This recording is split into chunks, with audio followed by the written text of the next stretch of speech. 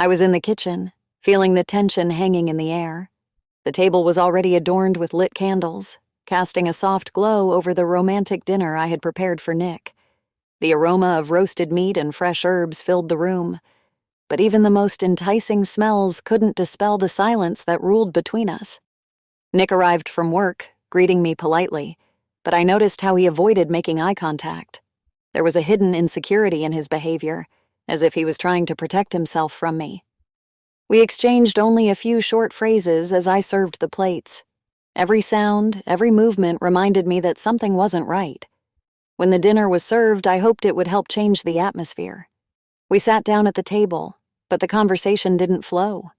I tried to start a dialogue about our day, about how the week had been, but he only nodded, responding briefly.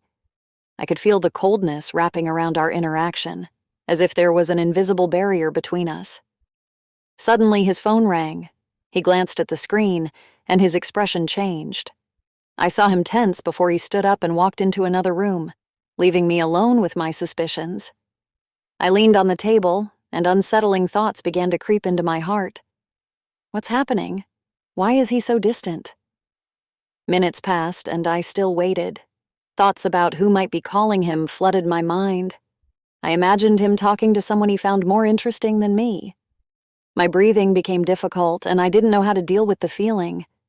At that moment, I realized our relationship was on the edge of a cliff, and I had to find out what was happening. But how? Only silence remained, and within it, the echoes of my thoughts grew louder and louder. After dinner, I felt like the walls of the house were closing in on me. Nick went back to his usual activities, and I was left alone with my thoughts. Everything that had happened during dinner filled me with anxiety. I needed to get out, breathe fresh air, and clear my mind. I threw a jacket over my shoulders and, without paying attention to the rain that had suddenly started, walked outside. The storm was stronger than I had expected. My thin t-shirt immediately clung to my skin, and I realized I wasn't wearing a bra. With the rain, everything became much more noticeable. I could feel the cold drops running down my body, tickling my shoulders and back. The puddles on the asphalt turned into small lakes, but I kept walking. It was as if the rain was purifying me, washing away all the accumulated tension.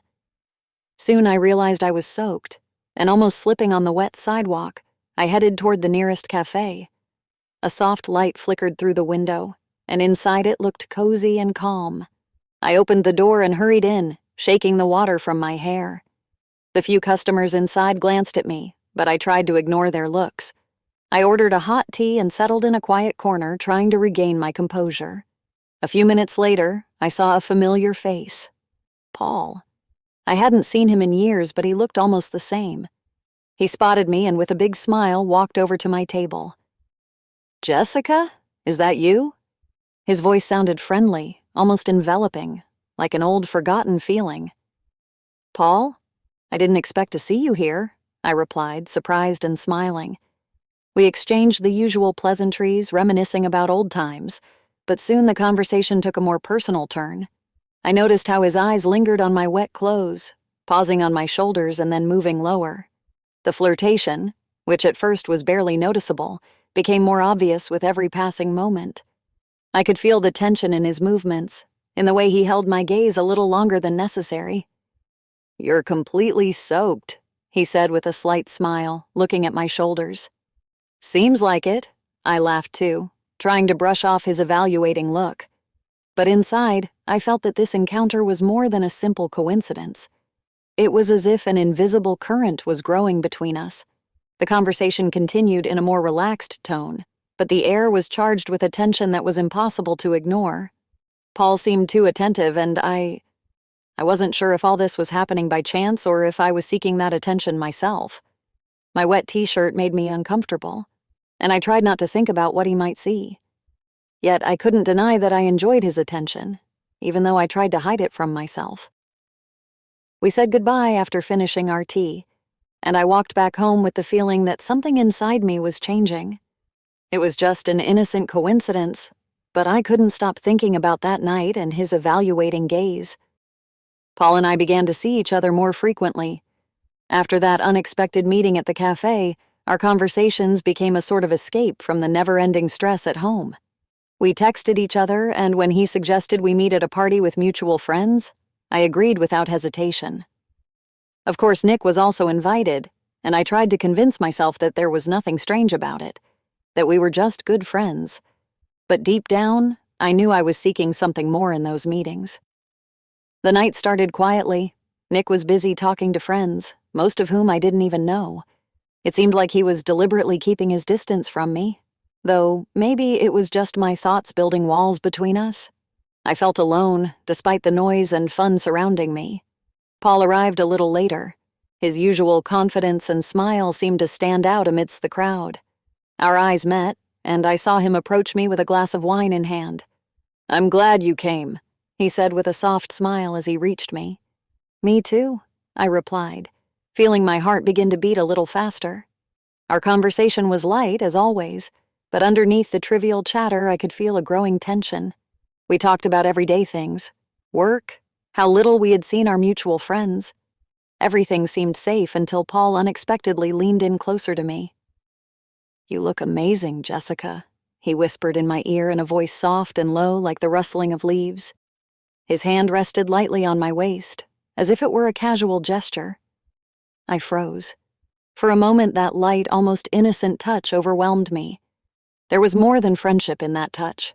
My body reacted before my mind could grasp what was happening. I felt a warm rush of emotions, like electricity running through my skin. The moment felt endless, though it only lasted a few seconds. I turned my head toward him, but I couldn't find the words. My eyes met his, and in that instant I understood that this was more than just friendship. We both knew it. Paul didn't withdraw his hand immediately, and I did nothing to stop him. My mind was filled with a noise of emotions I couldn't control. "Jessica!" Nick called out to me, returning with glasses of drinks. He was only a few feet away and didn't notice what had happened. I stepped away from Paul, trying to steady the trembling in my hands. Paul smiled at me again, but this time there was something different in his gaze, an understanding that we had already crossed a line. The rest of the night I tried to forget that moment, but it kept replaying in my mind. I could feel his hand on my waist, his voice whispering in my ear. Everything that had once seemed innocent suddenly took on a new meaning. I knew this was more than just a coincidence, and now I had to decide what to do about it. This party felt endless. Even though Nick was nearby, his presence was like a shadow fading amid the noise of the music and the laughter of the guests.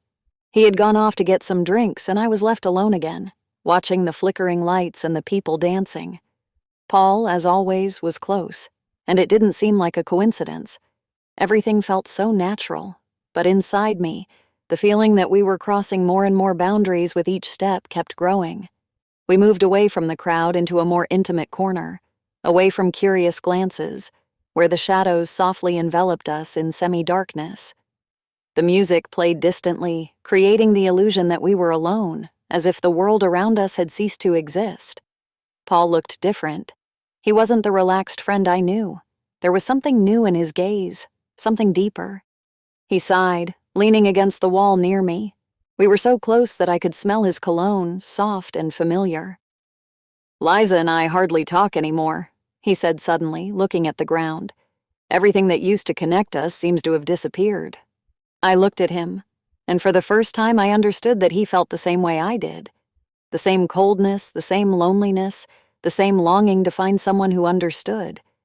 In his words, I didn't just hear a complaint about his marriage, but something more, a recognition, a silent confession. "You have no idea how much I understand you," I responded, trying to keep my voice calm, though inside everything was churning. Nick was nearby, but at that moment I couldn't think about him. Paul looked at me and his eyes slowly lowered to my short skirt. It wasn't blatant, but enough for me to feel the tension between us start to grow. I could feel his gaze following my every movement, as if searching for answers to questions he didn't dare ask. "You look incredible," he said, his voice lowering a bit, and his hand suddenly was too close. That compliment didn't sound like a simple phrase from a friend. It had something personal in it, something that stirred a strange excitement within me. A silence fell between us, more eloquent than any words. I knew our conversation had gone too far, and that we were on the brink of something we couldn't stop. I could feel his breath brushing against my ear, sending a shiver down my spine. We were so close that our faces were almost touching. Around us, everything disappeared, leaving only the sound of my quickened breathing. In that moment, without thinking about what I was doing, I leaned toward him and he moved closer to me. Our meeting was inevitable. His lips met mine in a rush, as if we were both tired of fighting what was happening. It was a moment when all our doubts and thoughts vanished. The kiss was deep, passionate, full of everything we had been holding back for so long. Everything happened quickly, but in my mind, time stood still. I wasn't thinking about Nick, about his presence, or about the consequences this kiss might bring. We were lost in that moment, as if the rest of the world no longer mattered. But after a few seconds, I pulled away abruptly, and reality hit me like a wave.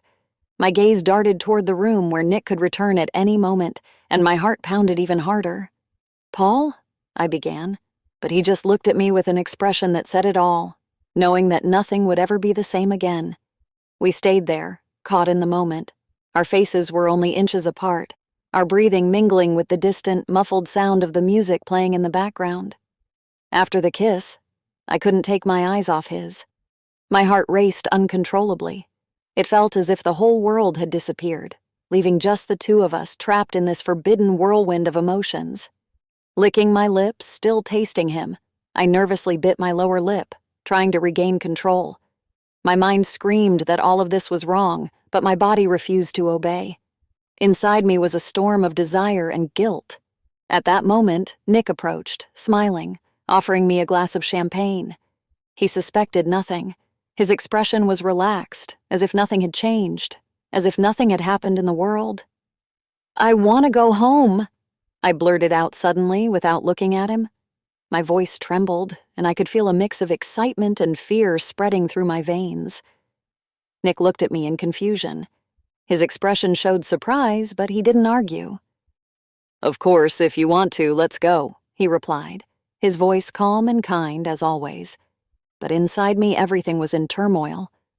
On the way home, I remained silent. Nick tried to start a conversation, but all his words were lost in my thoughts, which were filled with Paul. I was there, beside Nick, but mentally I still felt the presence of another man, his caresses, his lips. As soon as we reached the bedroom, the tension had reached its peak. I couldn't get the image of Paul out of my head, his gaze, his hands, and it prevented me from focusing on Nick. The thoughts of the kiss with Paul fueled a passion within me that I hadn't felt with Nick in a long time. It was absurd, but the desire overwhelmed me to such an extent that I threw myself at my husband, as if trying to silence the internal battle that consumed me. We spent that night together in a way we hadn't for a long time. Everything in my mind was a whirlwind. Every moment with Nick was tinged with the presence of Paul. I knew that all of this was wrong, and every second I tried to push those thoughts away, forcing myself to return to the reality where I was with my husband, not with the man I shouldn't be with. But the most terrifying thing was that at one point, I almost said Paul's name. My mind was filled with his image, and his name was on the verge of slipping from my lips. It was a moment when I realized how deeply I was trapped in this dangerous attraction. My heart raced, and I stopped abruptly, forcing myself to say nothing. I lay there next to Nick, while my thoughts spun around the kiss with Paul and how it had changed everything.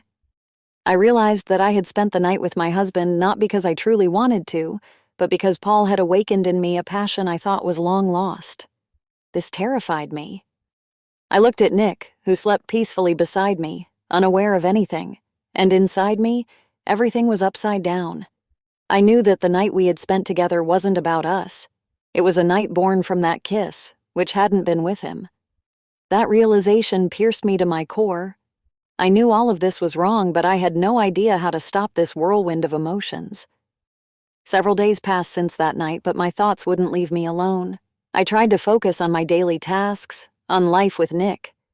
But in my mind, images of Paul kept appearing. His kiss, his gaze, that tension between us, all of it wouldn't let me rest. I thought that maybe everything would fade away, but with each passing day, the feeling that I was sinking deeper into this story became clearer. Paul hadn't texted or called, as if nothing had happened between us. That silence made me nervous. I didn't know what to do, so I tried to avoid thinking about him. But one evening, as I was leaving work, I received a message from Paul. "Want a ride home?" I felt everything inside me stir. It was an innocent offer, but I knew there was something more behind it. I gave in and agreed. Within a few minutes, his car pulled up to the curb and I got in. The interior smelled of leather and his cologne, and it immediately transported me back to that night at the party. We drove in silence. I stared out the window, but I could feel his presence with every fiber of my being. Inside me, that passion I had tried so hard to suppress was beginning to simmer again. Paul remained silent, but the tension was evident. "Do you remember how we ran into each other that day?" he asked suddenly, without taking his eyes off the road. "It seemed like a coincidence, but I've thought about it a lot since then." His words pulled me out of my thoughts. I remembered that chance meeting at the cafe perfectly, and with each word he said, something shifted inside me. I realized that our meetings had long since stopped being just friendly, that every touch of his, every glance wasn't accidental. "I've thought about it too," I admitted, not knowing if I should continue this dangerous conversation. But my voice came out quieter than I expected. He sighed, without saying anything more, and placed his hand on the steering wheel. His fingers tapped nervously on the leather upholstery.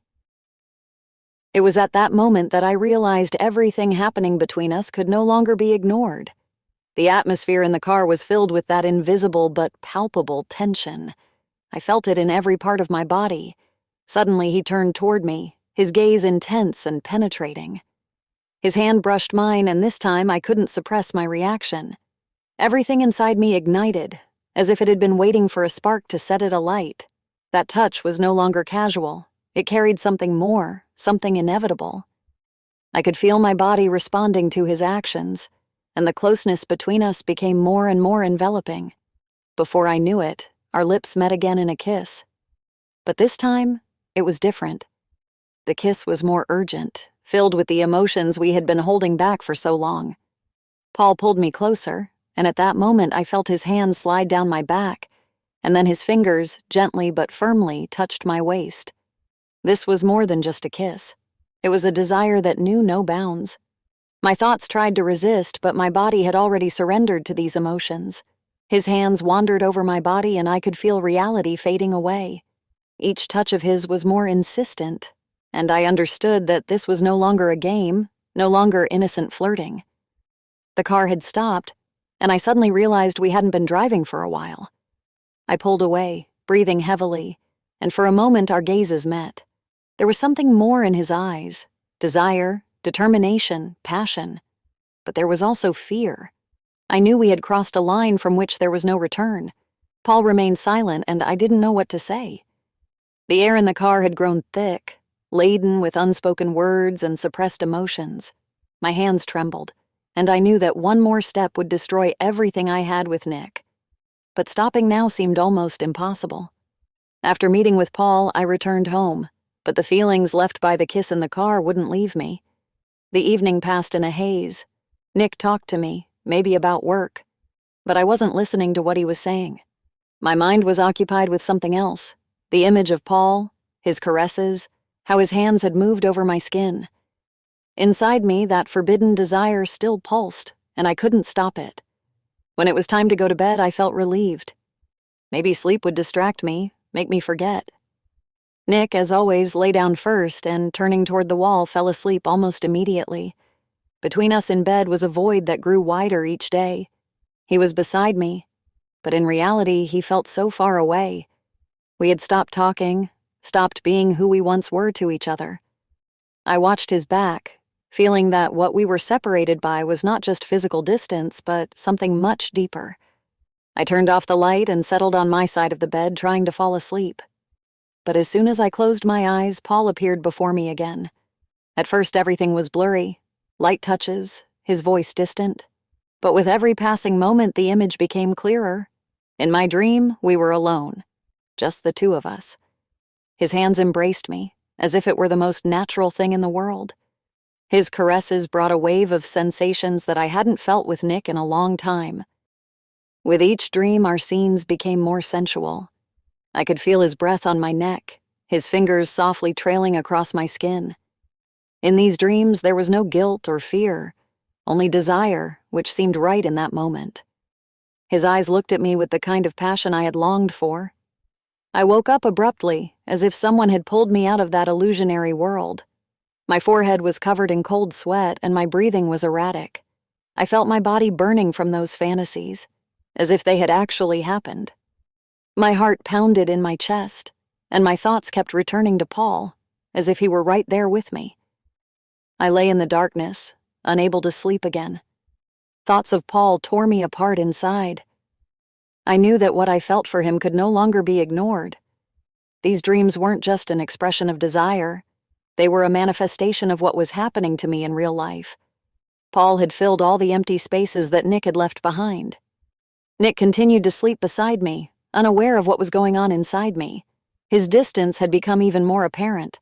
In the past few days, we had hardly spoken. Our relationship had turned into a mechanical coexistence, and the gap between us was only growing. I knew I was heading toward something dangerous, but I couldn't stop myself. Everything started as it usually did. Paul offered to drive me home, and once again I accepted. It had already become a habit. Every night when Nick stayed late at work, Paul would pick me up after a long day. We would talk about anything, sometimes sit in silence. But his presence always stirred a mix of nervousness and excitement within me. Every time I got into his car, I could feel my heart start to race. Today felt different. Our conversations turned more personal. And with every word, the air seemed to fill with something deeper. We talked about life, about how we change with time, about the things that stay the same. Paul looked at me in a way that made me feel like he could see right through me, and I found myself sinking further into this atmosphere, where each of his glances felt like a touch. When he stopped the car in front of my house, we both fell silent. It wasn't the kind of awkward silence that comes at the end of a conversation. It was a charged pause, filled with mutual understanding.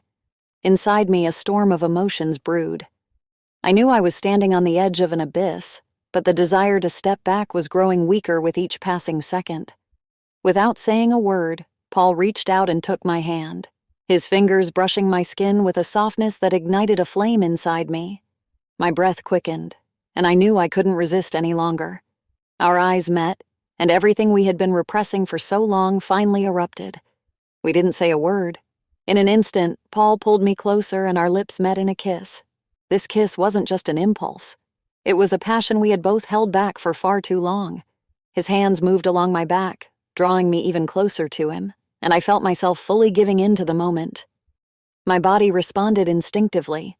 I leaned back, feeling how the back seat of the car became our sanctuary. The short skirt I had chosen that morning without much thought now seemed incredibly convenient for being in his arms. I noted this with a hint of irony, as if there could be any trace of rationality in such a passionate situation. Paul pulled me even closer, and I felt his hands on my thighs. This was more than just a kiss.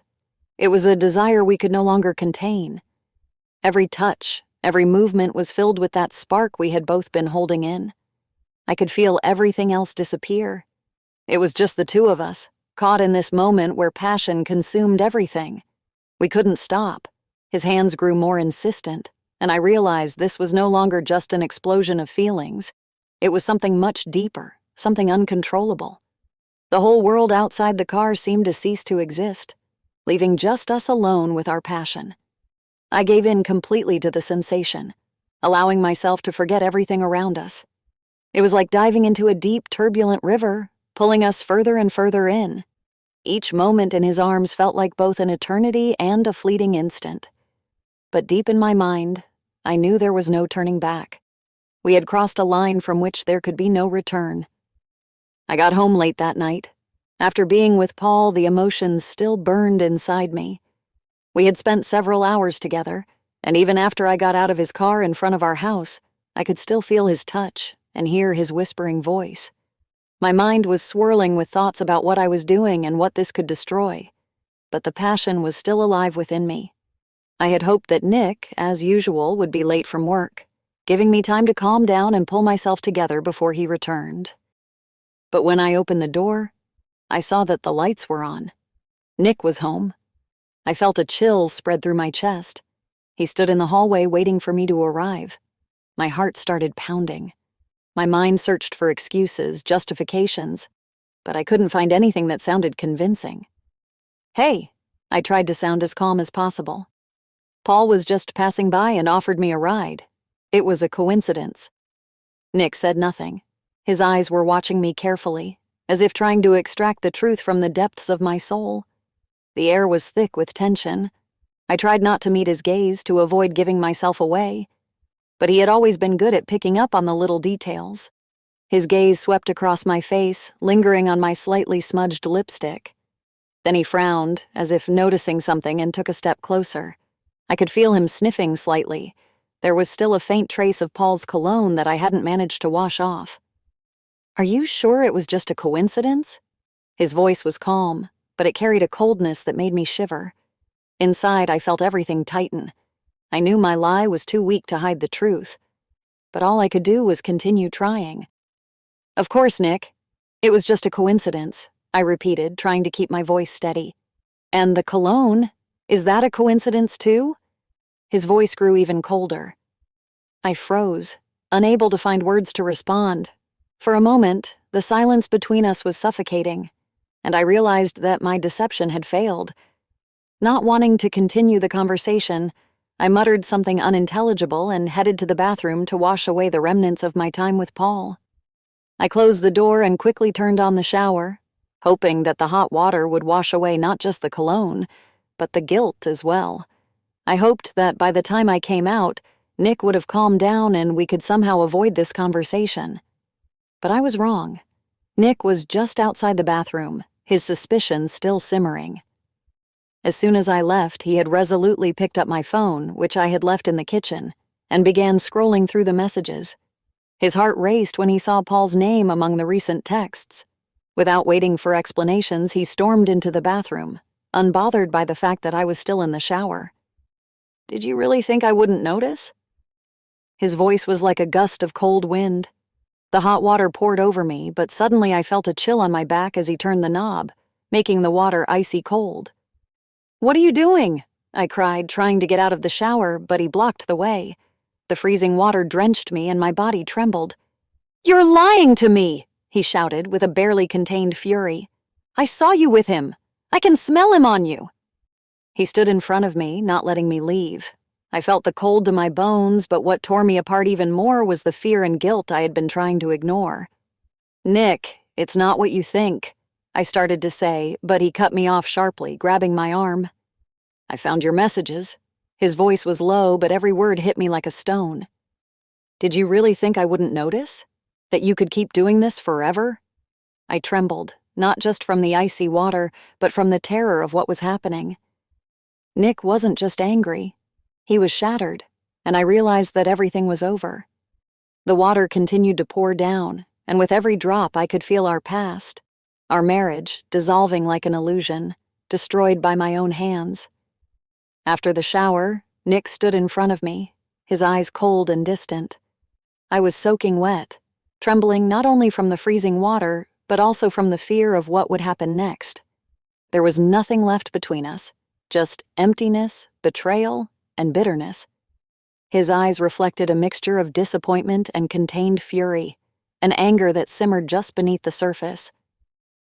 "Pack your things," he said in a low but firm voice, "and leave. I don't want to see you anymore." His words cut through me like a knife. My body already knew this was the end, but hearing it from him was more painful than I had expected.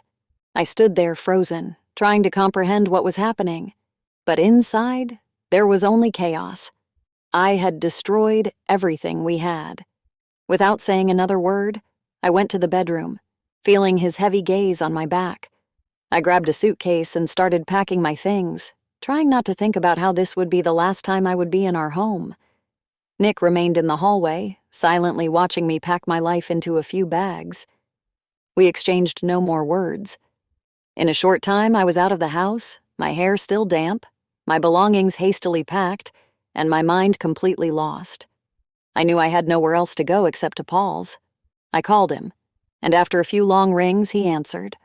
I told him everything briefly without too many details and asked if I could stay with him. Despite his surprise, he immediately agreed. Within half an hour, I was standing at his door. Paul opened it without saying a word, but his eyes conveyed understanding. He took my bags and led me inside where I could finally exhale, though I didn't feel any relief. This wasn't a victory. It was a failure, and I knew it. Days passed. Paul and I tried to create an illusion of normalcy, but in reality, everything was filled with tension. Our conversations grew shorter, and our looks more guarded. I felt that even Paul was beginning to understand the weight of what had happened between us, but he didn't dare to speak of it. One evening, Paul came home later than usual. His face was drawn with concern, and I knew immediately that something was wrong. He set his keys on the table and without looking at me, walked over to the window. "Someone slashed my tires," he began, his voice tired, "and smashed the windows of my car. I don't know who did it, but I'm almost sure it wasn't random." I froze. His words hit me like a punch in the stomach. My first thought was of Nick. My husband, ex-husband, was the kind of man who could do something like that in a fit of rage, but I had no proof. Still, my instinct told me that he was behind this. His anger that night had been too real to simply vanish. "Do you think it could have been one of the neighbors?" I tried to ask cautiously, though I already knew the answer. "The neighbors?" Paul laughed bitterly, casting a quick glance at me. "No, I think someone intentionally wanted to damage my car. Someone who knows it's parked outside every night." I felt my stomach churn. I knew it was Nick. I knew. But telling Paul would be like admitting that I hadn't just brought him a broken relationship, but also a trail of problems. We fell silent. Paul looked out the window while I tried to steady my trembling hands. We both understood that this wasn't a coincidence, and that it was a consequence of the choices I had made. It was a kind of punishment for the mistakes I had committed. But the worst part was, I couldn't blame anyone but myself. The rest of the night, I couldn't stop thinking about Nick and the consequences of my actions. Even though I had left, my past still haunted me. My life could no longer be the same, and now I had to face the reality I had created for myself. I sat at the edge of the bed, staring blankly at one spot, but all I saw was a blurry reflection of my life. Paul's room, which once felt like a cozy refuge, now loomed over me as a heavy reminder of how everything had fallen apart. My mind kept spinning, replaying everything I had done. How my marriage to Nick lay in ruins and how my relationship with Paul had brought nothing but pain. Paul passed by in silence, occasionally throwing fleeting glances full of tension. He had changed too. His warmth and confidence had been replaced by a distant coldness and awkward discomfort. Our passion, which had once seemed limitless, now felt like something fleeting, leaving only emptiness in its wake. I started to realize that this had been a temporary escape, an illusion I had created to flee from my own reality. One evening, Paul finally broke the silence. He sat beside me, his face serious, but not with the kind of care he had shown before. "Jessica, we need to talk," he began, avoiding my gaze. I felt something tighten inside me. "I can't offer you a future." His voice was soft but firm. This can't continue. I never promised you anything serious." His words rang out with painful truth. I knew this, but hearing it from him felt like a slap in the face. Paul continued, trying to remain calm. "Liza is coming back soon from her trip around the world. She doesn't know anything, and I don't want to lie to her. You can't stay here." I closed my eyes for a moment, feeling the world collapse around me once again. But this time it was final. I had spent too much time living in the illusion that Paul could become something more in my life, more than just temporary comfort. But now that hope shattered into pieces. He had never seen us as something more, and I had lied to myself, thinking we could build something serious.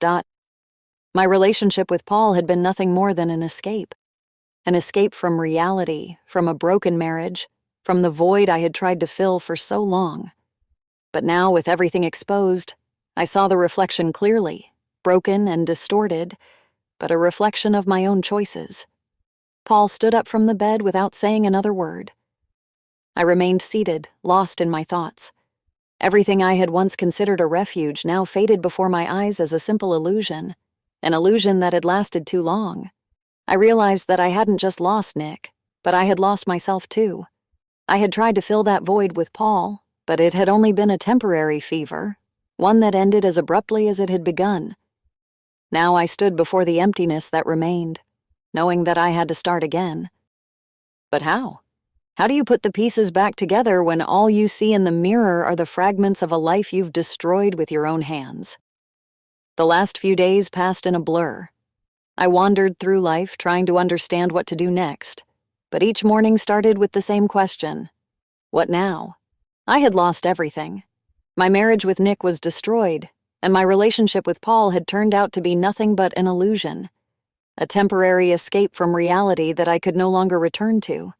My life was now shattered into pieces, and I had to gather them up again. But how? After packing my things and leaving the keys to Paul's apartment on the table, I left in silence without looking back. Paul wasn't home, and that made my departure easier. There were no more words between us that could explain anything. Our relationship had come to an end as quickly as it had begun. He had been my escape, but now I needed to find something more, my own place in life. I walked down the street, feeling the cold wind pushing me forward. But where to? Every step felt like a new beginning, but the fear of the unknown wouldn't let me go. I had never been alone. I always found someone to lean on. But now it was up to me to find my path, to figure out what I truly wanted from life. I found a small apartment on the outskirts of the city, a simple, modest place where I could start over. This apartment was a symbol of a new life, one that I would have to build from scratch. The first few days in my new place were filled with silence. I sat in the corner of the room, surrounded by unpacked boxes, and thought about how everything had ended. My reflection in the window was empty, a woman who no longer knew who she was. I tried to find in myself the person I had lost in the chaos of it all, but each day brought not only pain, but also the realization that this path was my only chance to heal. Weeks passed, and I slowly started to recover. I found a job at a small nearby shop, something simple but enough to distract me from my thoughts. My days passed slowly, but in that slowness, I found something comforting. I started to feel human again, not the person I had been with Nick or Paul, but a new version of myself, someone ready to build a life from the ground up. Every evening, I returned home, opened the window, and let the wind blow through the room, carrying away the last remnants of pain. Time passed, but with each day, I felt the weight on my shoulders growing lighter. I knew this path would be long and difficult, and that many obstacles still lay ahead. But I was ready to face them. I could no longer allow myself to depend on others. My journey was now my own, and though I didn't know exactly where it would lead, I was ready to walk it. The most important thing was that I no longer wanted to run from reality. I wanted to build my life on my own, even if it meant starting from scratch. Standing by the window, I closed my eyes and breathed in the cool autumn air. The future lay ahead of me, uncertain but mine, and though I knew this path would be difficult and long, I was finally ready to embrace it.